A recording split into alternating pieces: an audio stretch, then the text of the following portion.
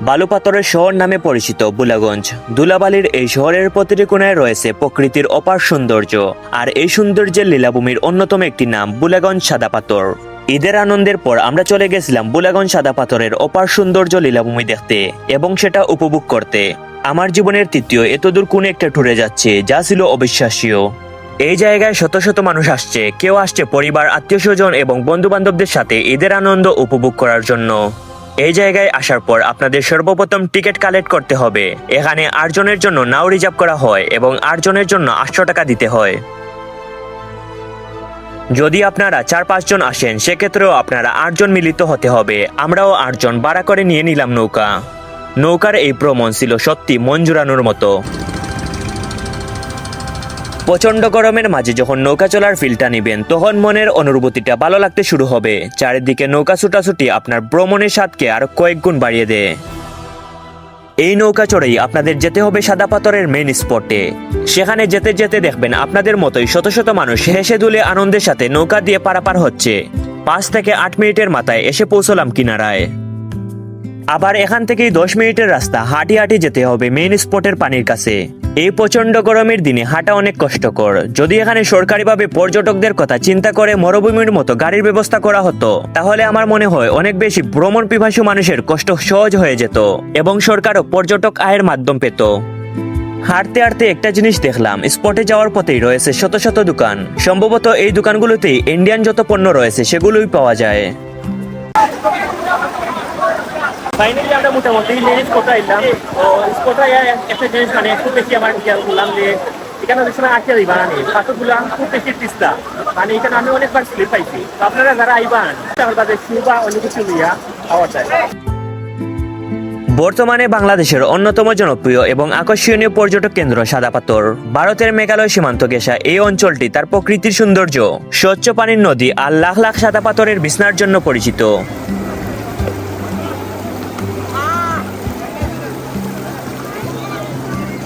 আপনারা যখন নাও থাকেন নানি মেইন স্পট মতো আইবা তখন 10 মিনিট সময় লাগবে।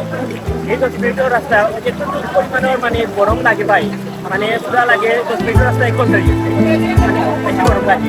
যখন স্পট আইবা আসানে কেন ভাই পানিটা একটু পরিমাণে ঠান্ডা ভাই, সব বন্ধ করে দিবা সেরা ভাই সেরা। পাহাড় থেকে নেমে আসা দোলাই নদীর পানি অত্যন্ত স্বচ্ছ এবং ঠান্ডা। পাথরের উপর বয়ে চলা এই পানিতে গোসল করাই পর্যটকদের প্রধান আকর্ষণ। তাই তো এখানে আসা প্রত্যেকটি পর্যটক এই অপার সৌন্দর্য উপভোগ করার সাথে সাথে গোসল করার মজা নেয়। এখানে প্রত্যেকেই নিজ নিজ আনন্দে মগ্ন, কেউ ছবি তুলছে, কেউ ফটো তুলছে।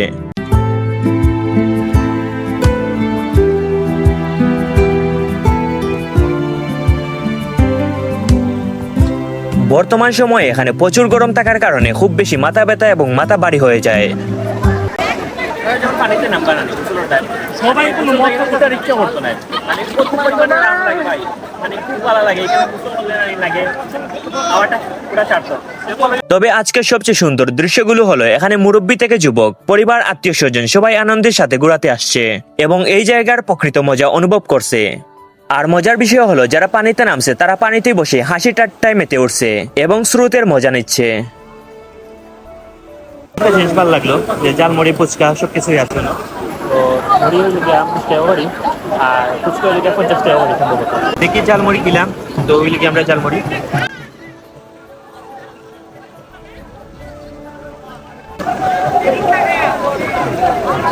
মজা আছে জালমুড়ি, কিন্তু হলুদ একটু বেশি আর জাল একটু কমেছে। জাল একটু হইলে ভালো লাগলো অনেক।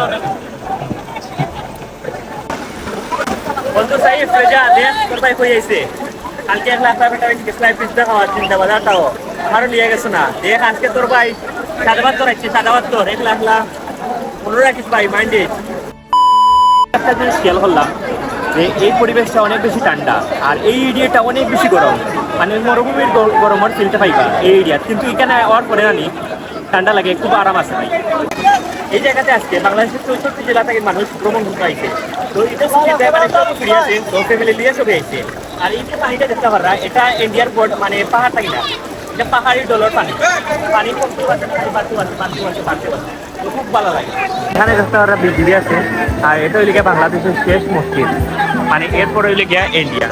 ওইদিকে যাওয়া মানে পারমিশন নাই, ওইদিকে গেলে বাংলাদেশ বিজলি মানে মানে খুব পরিমাণে শাস্তি দেয় এর মাঝে খানা ধরায় আমি একটু আগে গেছি সামনাসামনি খানা ধরে বাংলাদেশ গেছে ওইদিকে খানা ধরে এসে গেলি ওইদিকে একটু করে খুঁজে যাবে না দ্বিতীয়বার মানে গেলে কি খুব পরিমাণে শাস্তি আবার হচ্ছে মানে ওইদিকে গেলে কি জেলু হয় খালি পাহাড়ি ডল নামের আর নামের মানে পানি একটু পরিমাণে পাহাড়ি ডলে নামের পানি বাড়তেও আছে যেখানে আমরা এই যে পাক্কা ঘুরেছি তো এখন আরেকটা পর্যটক স্থানে যাইব তো গাইস আমরা মোটামুটি ঘাটও ফিরিয়েছি তো আমরা ওই জায়গা থেকে আরেকটা পর্যটক স্থানে যাইব তো আর যারা স্কিন লই একটু বেশি সেন্সিটিভ তারা এই জায়গাটা এড়াইয়ে চলবা কেন ওই তো তারা মাত্র 2 ঘন্টা আসলাম এই জায়গায় মানে যে উত্তপ্ত রোদ পাই 2 ঘন্টা আমরা একবারে খালো হয়েছি মানে ই যদি আমরা আগে আইবার আগে যে স্কিন টোন আসিল না একটা ফিরিয়া পাইতে হইলে আমরা মোটামুটি আরো 2-3 দিন গরম হওয়া লাগবো তো বা দেখতে ফিরিয়ে আইবো আর তারা সাদা পাথর যে পানি পায় আটবা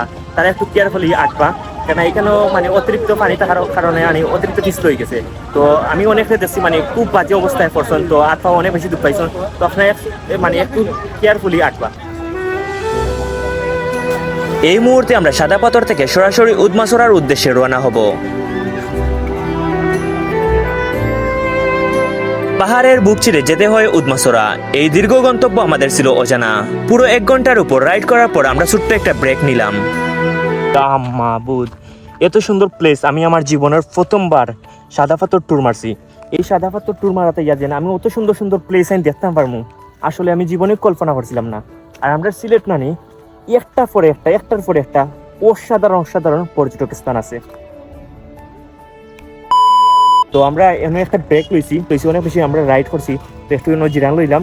তো এখন জিরান লওয়ার পরে আমরা যাইমু সামনে একটা রেস্টুরেন্টও খাওয়া দাওয়া করবো। সকাল ধরে কিছু খাইছি না তো খাওয়া দাওয়ার পরে আমরা যাইমু উদমাসরা। আবারও আমরা পাহাড়ের বুক চিরে সাধারণ মানুষের বাড়িঘর ও পাহাড়ি রাস্তা পার করা ছিল সত্যি ডেঞ্জারাস অ্যাডভেঞ্চার। দেখতে দেখতে এসে পৌঁছলাম উদমাসরার এই জায়গাটি বাংলাদেশ ভারতের কাঁটাতারের বেড়ার পাশেই। এই জায়গাটি সাদা পাথর এবং জাফলং এর মতো এত বেশি জনপ্রিয় নয়, তবুও ভ্রমণ পিপাসী মানুষ প্রকৃতির অপার সৌন্দর্য অনুভব করতে এখানে আসেন।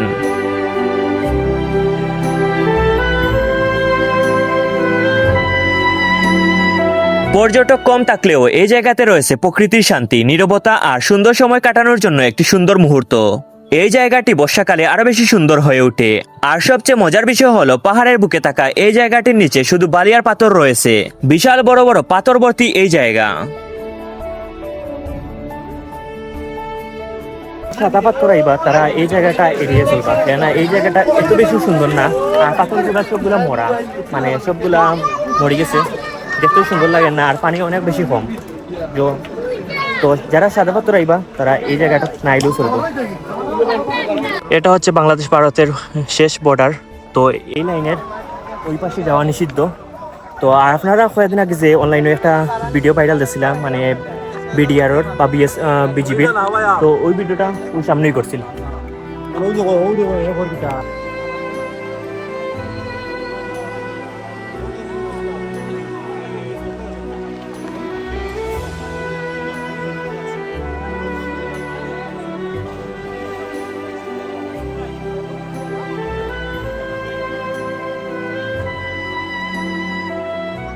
তার বেশি সময় থাকতাম না। আমরা যেহেতু অলরেডি মানে সাদা পাথর গোসল করে যাচ্ছি আর ইনারে গোসল করলাম না, তো এই জায়গাটা আমরা দেখার আসলাম। তো ফার্স্ট টাইম আইসি ওইদিকেও। তো আমরা দেখলাম সীমারেখা আছে, ওইদিকে যাওয়া একবারে নিষিদ্ধ। তো যারা এদিকে ঘুরান যাইবা তারা ভুল করে ওইদিকে যাইবা না, কেন বাংলাদেশ বিজিবির উপরে এমনি চাপ চলে, ইন্ডিয়ার অতিরিক্ত চাপ। বিজিবির আমরাও পেরা দিই, তাহলে তো আর হইল না। তো যারা আইবা একটু ওইদিকে এড়াইয়া চলবা আর যথেষ্ট নিরাপত্তা বজায় রাখবা। সবশেষে ধন্যবাদ জানাই রুবেল ভাই এবং স্পেশালি সাইফুর ভাইকে এই ভ্রমণটা সম্পূর্ণ স্পন্সর করার জন্য।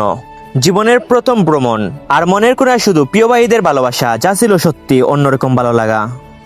যাই হোক বন্ধুরা, ভিডিওটা ভালো লাগলে অবশ্যই লাইক, কমেন্ট এবং সাবস্ক্রাইব করতে ভুলবেন না।